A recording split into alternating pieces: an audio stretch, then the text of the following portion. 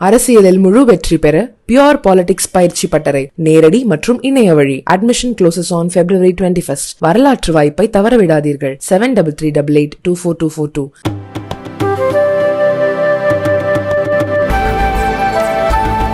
ஒரே நாடு ஒரே தேர்தலுக்கு விசிக எதிர்ப்பு தெரிவிப்பதாக அக்கட்சியின் தலைவர் திருமாவளவன் தெரிவித்துள்ளார். மக்களவை தேர்தலில் தனது கட்சிக்கு பானை சின்னம் ஒதுக்க கோரி விடுதலை சிறுத்தைகள் கட்சி தலைவர் திருமாவளவன் இந்திய தலைமை தேர்தல் ஆணையத்தில் மனு கொடுத்தார்.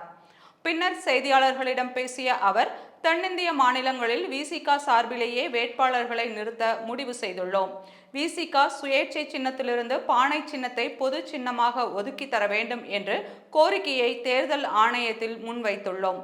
கடந்த சட்டமன்ற தேர்தலில் பானை சின்னத்தில்தான் போட்டியிட்டோம். அப்பொழுது திமுக எங்களுக்கு எந்த நெருக்கடியும் தரவில்லை. 2019 ஆண்டு நடந்த மக்களவை தேர்தலில் திமுக சின்னத்தில் போட்டியிட்டதற்கு வெற்றி நோக்கம் மட்டுமே காரணமே தவிர எங்களை நசுக்க வேண்டும் என்ற எண்ணத்தில் திமுக இல்லை.